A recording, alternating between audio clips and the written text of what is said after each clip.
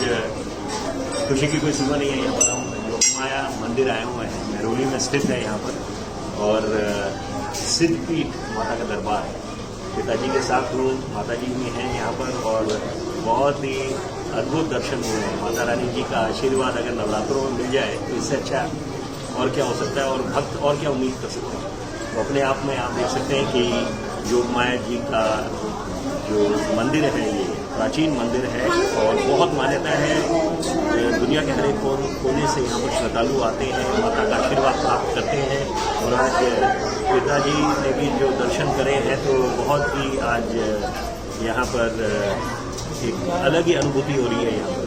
और नवरात्रों में कल अष्टमी का पर्व मनाया जाएगा बड़े हर्षोल्लास से यहाँ पर। तो मैं आपको भी आग्रह करूँगा कि आप माता का मंदिर उधर जय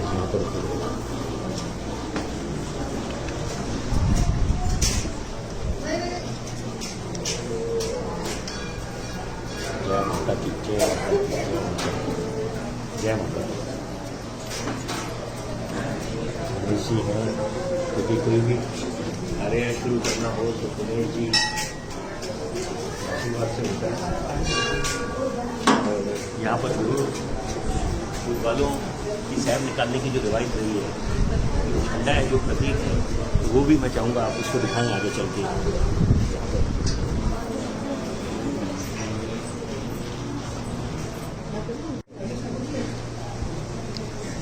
ये वो झंडा है फूल वालों की सैर निकालने की जो एक रिवायत रही है। तो यहाँ पर वो अपने आप देख सकते हैं पीछे बैकग्राउंड में, यहाँ पर उसकी बहुत मान्यता है। तो यही बात है। और यहाँ पर इस समय अभी कुछ समय पहले करोड़ों लोगों ने आस्था की डुबकी लगाई है प्रयागराज की पवित्र भूमि में, संगम में। अपने आप में हम लोग बड़ा गर्व महसूस करते हैं। हमारा जो सनातन धर्म है और यहाँ पर जो हमारी सभ्यता है, संस्कृति है, तो यहाँ पर यही बात है कि आज नवरात्रों का पर्व बड़ा हर्षोल्लास से मनाया जा रहा है। और नवरात्रों की क्या अहमियत है ये भी जग जाहिर है, सबको पता है, किसी को बताने की आवश्यकता नहीं है। तो आज हम योगमाया जी के मंदिर आए हुए हैं, महरौली में स्थित है, दक्षिण दिल्ली में, और बहुत ही विशेष मान्यता है। सिद्धपीठ माता का मंदिर है।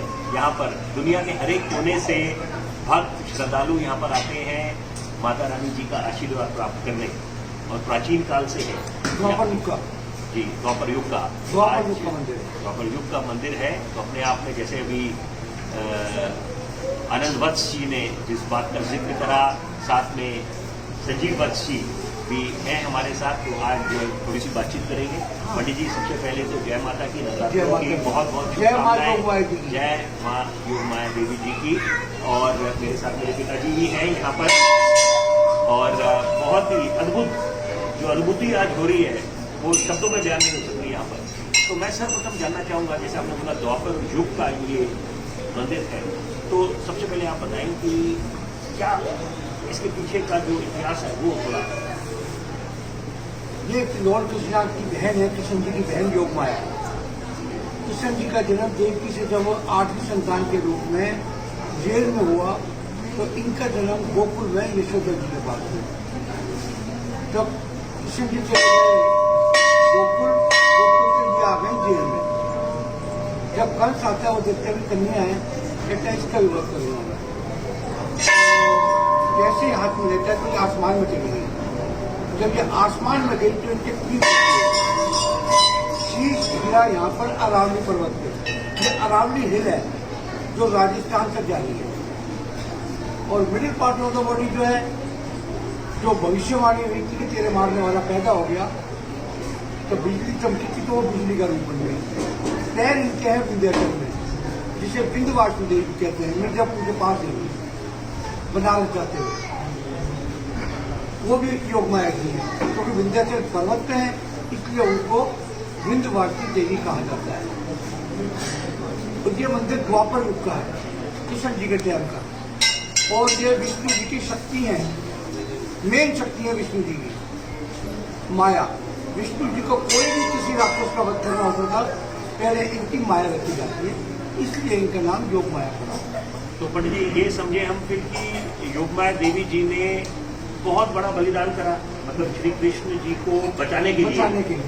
यही इसका तो तात्पर्य यही हुआ, निष्कर्ष हम यही निकालेंगे कि योगमाया देवी जी ने, क्योंकि जब भविष्यवाणी हो गई थी और कंस को जब ये पता चल गया कि यहाँ पर उसको मारने वाला गोकुल में पैदा उन्होंने जन्म ले लिया है, तो वहां पर उन्होंने तुरंत अपनी सेना को और जितने सेनापति है सबको लगा दिया होगा।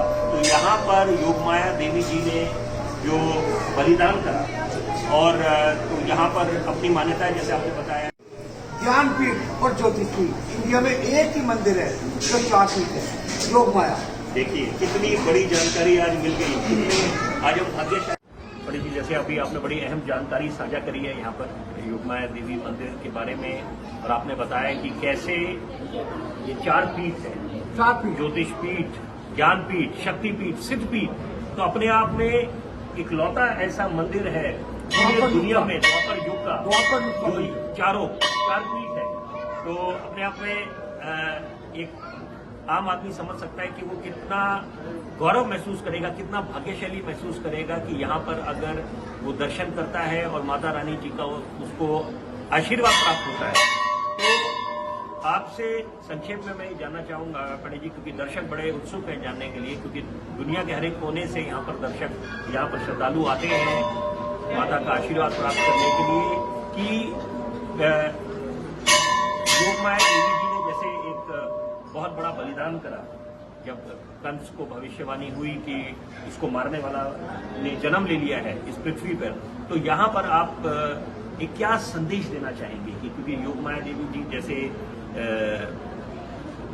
जो उनकी अहमियत है दरबार की, तो युवाओं को खासतौर, और क्योंकि ये दौर हिंदुस्तान का है, अभी करोड़ों श्रद्धालुओं ने आस्था की डुबकी लगाई है प्रयागराज में, संगम में एक विश्व कीर्तिमान स्थापित हुआ है, तो आप एक क्या युवाओं के नाम संदेश देना चाहेंगे?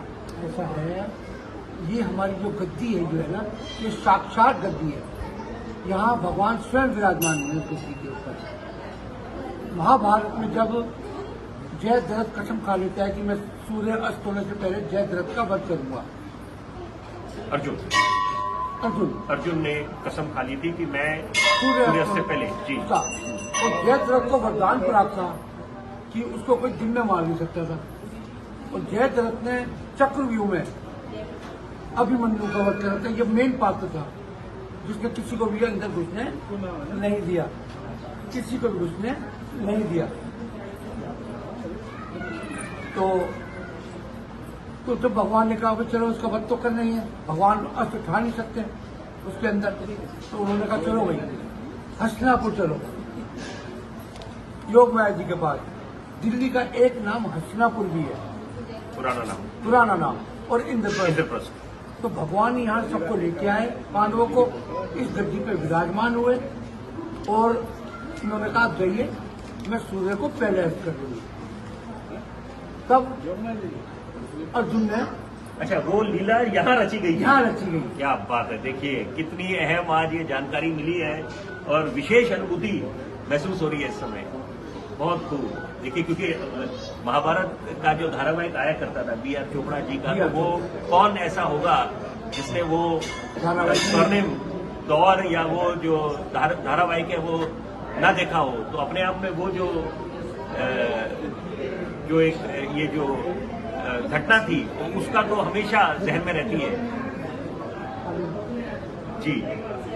तो अंत में एक संदेश क्या देना चाहेंगे आप? संदेश में ये देना चाहता हूँ कि द्वापर युग का मंदिर है, यहाँ पे सबकी मनोकामना पूरी होती, जो भी आएगा, क्योंकि एक दिन की कन्या है, पसंद बड़ी जल्दी होती है। आप एक दिन की कन्या है, एक दिन की कन्या, एक दिन की कन्या है, बहुत बढ़िया। इनसे आप जो मांगोगे वो मिलेगा एकदम इंस्टेंट, ऐसे। बहुत बढ़िया, बहुत बढ़िया। तो पंडित जी आज आपने बड़ी अहम जानकारी दी है, और यहाँ पर मैं अपने पिताजी के साथ आया हूँ और बहुत अच्छा लग रहा है यहाँ पर, क्योंकि विशेष तौर पे अभी वो फूल वालों की सैर निकालने की जो रिवायत रही है, वो झंडा भी अभी देखा है। तो यहाँ पर उसमें 2 शब्द मैं जरूर चाहूंगा आप। फूल वालों की सैर जो है ये औरंगजेब ने सबसे पहले शुरू करी थी, ये अकबर ने शुरू करी थी, क्योंकि अकबर जो है डिप्लोमेट था, वो चाहता था कि हिंदू मुसलमान एक रहें जिससे वो राज करता रहे। तो अकबर ने हिंदू मुसलमान की एकता के लिए ये त्यौहार शुरू करा था कि मुसलमान जो है पंखे लेके आएंगे और हम चादर लेके दरगाह जाएंगे। उसके बाद अंग्रेज आ गए, तो अंग्रेज जो है फूट डालो शासन करो, तो उन्होंने कभी मिलने नहीं दिया मुसलमानों को हिंदुओं को, तो इसलिए त्योहार बंद हो गया। फिर जवाहरलाल ने 1962 में इसको दोबारा शुरू करा, फूल वालों की शहर को, तब से ये चलता आ रहा है। इसमें प्रेसिडेंट एसजी सारे जने आते हैं। एक दिन यहाँ योगमाया में होता है और 3 दिन जो है दरगाह पे कवालियां और सारे वो होते हैं फंक्शन। पंडित जी, आपका बहुत बहुत आभार और आपने बड़ी अहम जानकारी दी है। सभी भक्तों को जय माता दी। जय माता।